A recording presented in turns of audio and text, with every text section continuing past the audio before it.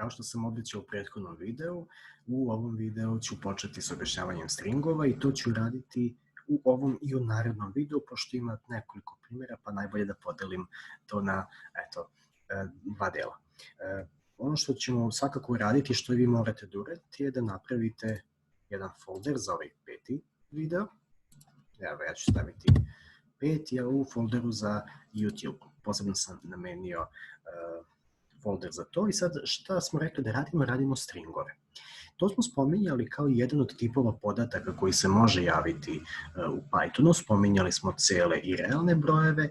A šta su stvari stringovi? Stringovi su niz karaktera, odnosno slova, koji su, da kažemo, nadovezani, idu jedan za drugi. Kao i svakog časa, odnosno svakog videa, postoji i ova bela tabla po kojoj ću pisati. Pa recimo, šta bi bio jedan string, odnosno tekst? Ako bih prvo da razjasnimo, da se malo prisjetimo, obavezno kada pravimo neki string, neophodno je da imamo navodnike. To je ono što je nama najvažnije i sve što je pod navodnicima je u stvari jedan tekst. Ako bih napisao Python sa svojom plavom bojom, evo ovako, ovako napisano, dakle, ovi karakteri koji se nalaze pod navodnicima predstavlja string, odnosno niz karaktera. P je jedan karakter, Y je drugi karakter, T je treći karakter, H četvrti i tako redom. Koliko karaktera imamo? 1, 2, 3, 4, 5, 6. Tako da možemo da kažemo da je dužina ovog teksta jednaka 6. Za početak kasnije ćemo naravno raditi malo detaljnije neke stvari, ali okvirno da se prisjetimo, string je u stvari tekst koji stoji pod navodnicama. I opet malo podsjećanje, možemo da stavimo i dvostruke navodnike, a možemo i jednostruke.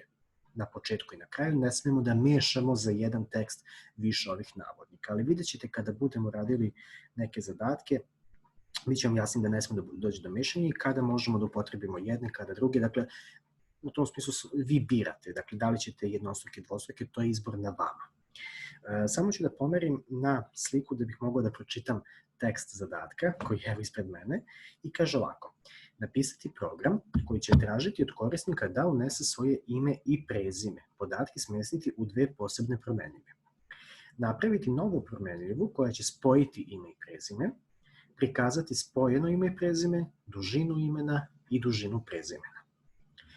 Rekao sam upravo šta je dužina, broj karaktera, Python to lepo sabere i izračuna i to u stvari predstavlja dužinu nekog stringa, odnosno teksta. Ono što treba da uradimo, ako već niste uradili, samo pokrenite idle i napravite novi file i tu ćemo pisati sav kod. Za sada nam ne treba bela tabla, dovoljno samo i ovako da se vidi. Ništa, napravit ćemo, ovdje lepo u zadatku piše, moramo da napravimo dve promenljive, ime i prezime. Napravit ćemo ime, to je naziv promenljive, i omogućit ćemo korisniku da putem tastature unese neko ime. To radimo pomoću funkcije input i unutar zagrada samo pišemo tekst koji će biti prikazan korisniku. Recimo, reći ćemo mu ime. I to sve čuvamo u promenljivu koja se zove ime.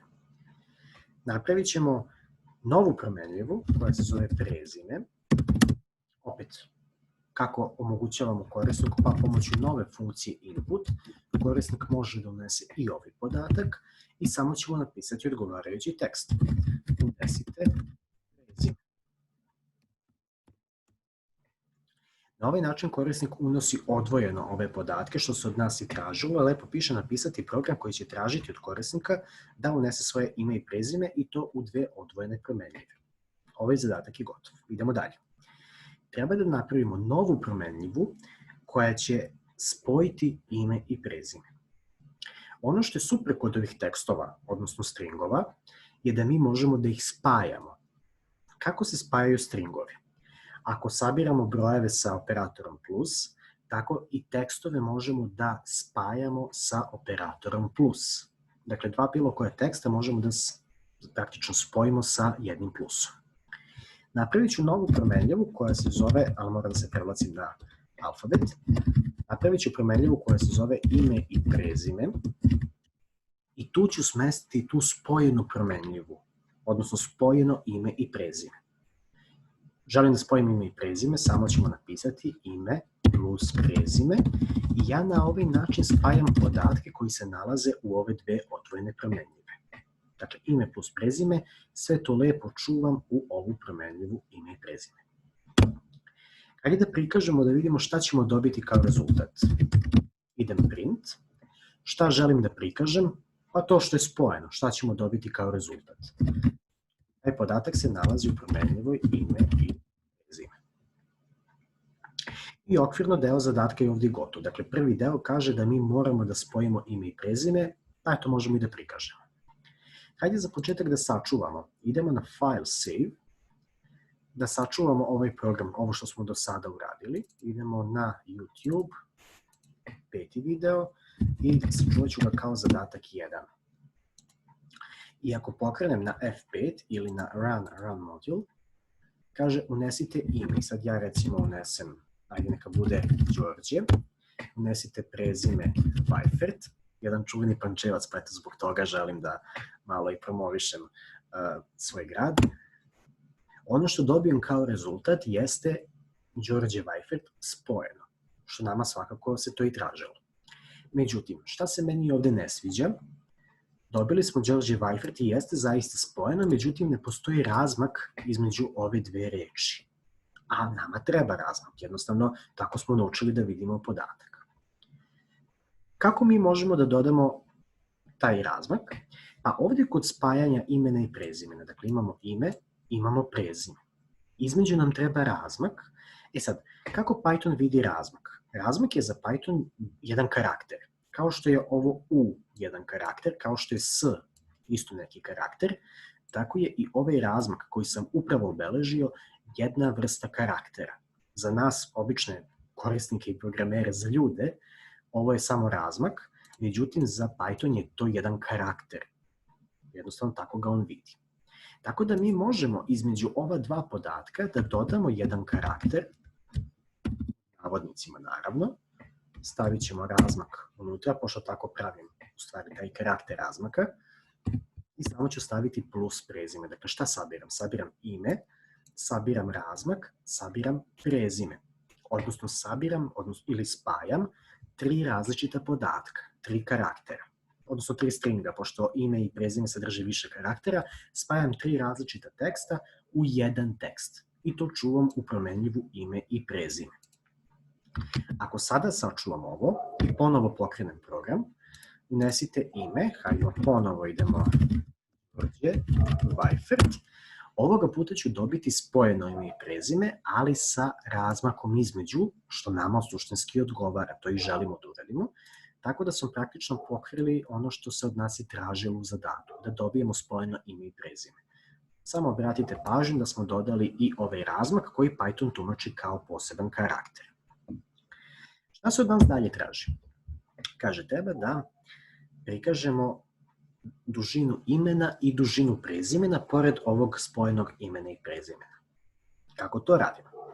Postoji jedna funkcija u Pythonu koja omogućava brojanje ovih karaktera. Ako se setimo bele table, mi imamo recimo u reči Python imamo 6 karaktera, pa je dužina tog teksta 6. Ako želimo da dobijemo taj broj karaktera, onda ćemo upotrebiti funkciju koja se zove len. I to ću vam sad napisati ovde na beloj tabli da možete da zapišete. Dakle, funkcija se zove len. Ovo negde zabeležite. I sada, ja želim da prikažem dužinu imena i dužinu prezimena. Idemo lepo. Print. Funkcija print da prikažemo rezultat krajnjem korisniku. Stavit ćemo tekst unutra i objasniti, znači uz taj broj ćemo staviti i tekst koji je opis koji ide uz broj, pa ćemo reći dužina imena je. Ovo je jedan od tekstova koji ćemo praktično prikazati. I ako želimo da nadovežemo neki podatak, samo ćemo staviti zapetu. I tu ćemo dodati u stvari taj broj, odnosno dužinu nekog stringa, odnosno broj karaktera. Pozvat ćemo funkciju len i unutar nje ćemo staviti reč za koju želim da izbrojim koliko ima karaktera, a to je ime. Što znači, dužina imena je, pa će ići neki broj.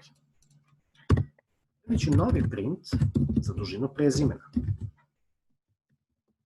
dužina prezimena je, ne mora ovako, stavit ćemo zapetu da nadovežemo sledeći podatak, a to je u stvari dužina prezime. Len prezime vraća broj karaktera u prezimenu. Ove podatke sam samo nadovezao zapetom. Ako sačuvam i ponovo pokrenem, unijet ćemo ponovo ime, Đorđe, dobijem spojeno ime i prezime što se od mene i tražilo, dobijem dužinu imena, to je 5, i dobijem dužinu prezimena, to je 7.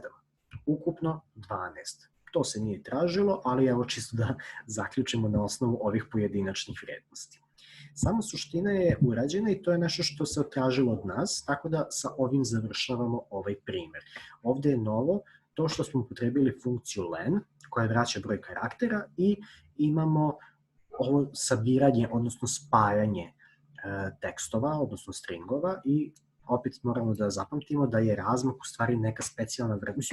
To je karakter kao karakter. Mi to tako ne tumačimo, ali Python je kako to tumači na taj način. I s ovim završavamo ovaj zadatak. Vratit ću se na belu tablu samo na kratko, da bih vam objasnio još jednu zanimljivu stvar.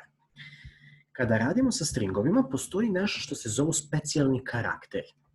Šta je specijalan karakter? To je neki karakter koji nama omogućava, recimo, pravljanje novog reda ili pravljanje velikog razmaka. Konkretno, kako izgledaju specijalni karakteri? Recimo, ovo što sam napisao sada, obrnuta kosa crta N, predstavlja specijalan karakter za pravljanje novog reda. Ja imam neki tekst, stavim ovaj karakter i to Python prepoznaje da mora da pređe u novi red. Ovo je u stvari oznaka specijalni karakter za novi red.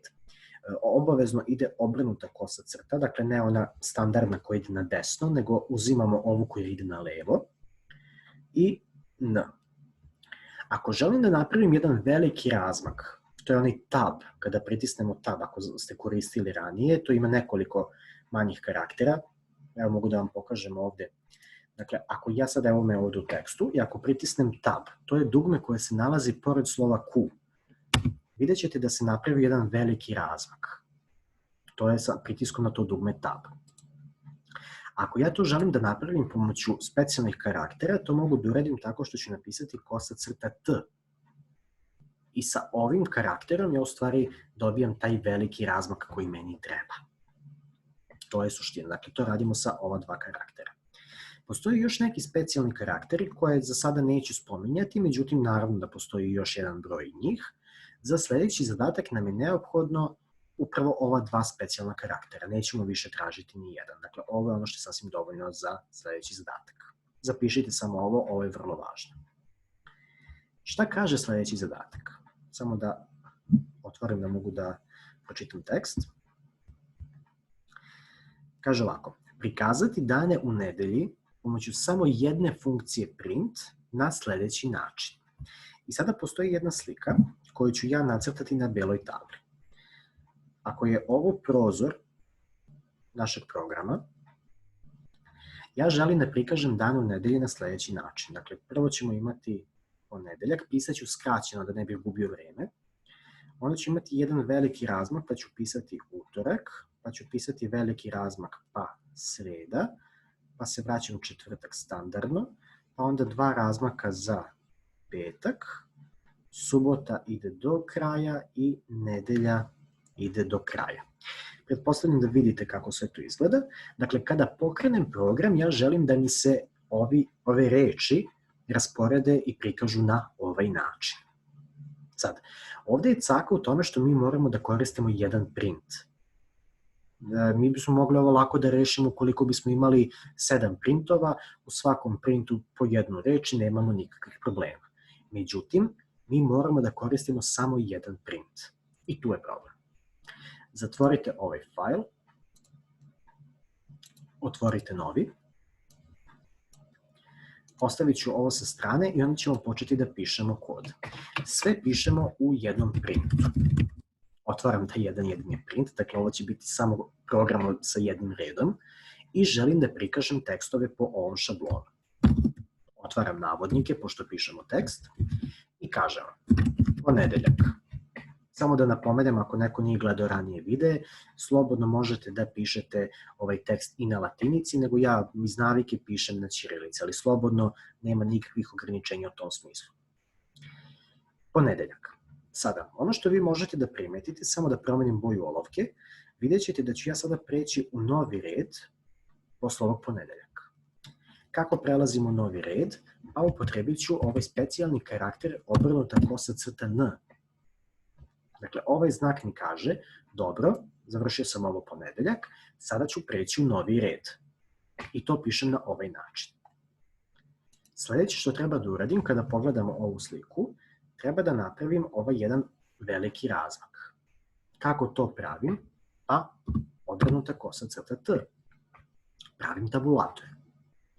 Nakon toga sledi tekst za utorak.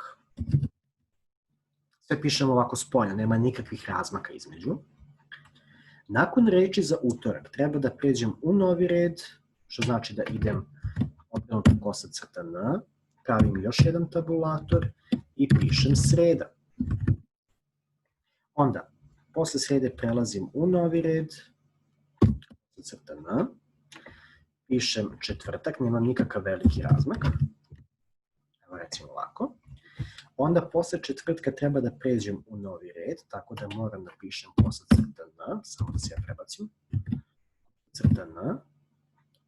I onda imam dva velika razmaka, tako da ću pisati jednom tabulator, drugi put tabulator i pišem od reči petak, to je ono što mi sledi. Onda prelazim ponovo u novi red, onda ovoga puta pišem samo subota, nemam nikakav razmak.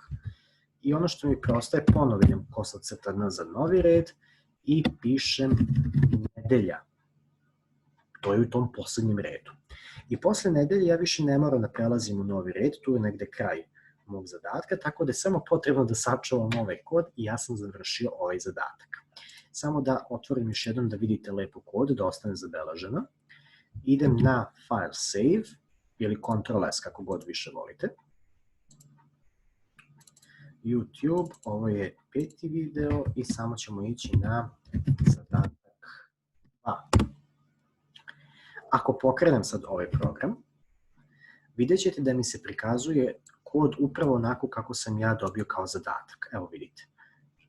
Ponedeljak, utorak, sreda, četvrtak, petak, subota, nedelja. U svakom redu je novi dan i upravo je formatiran na onaj način koji meni odgovara, odnosno u stvari na što mi je dato.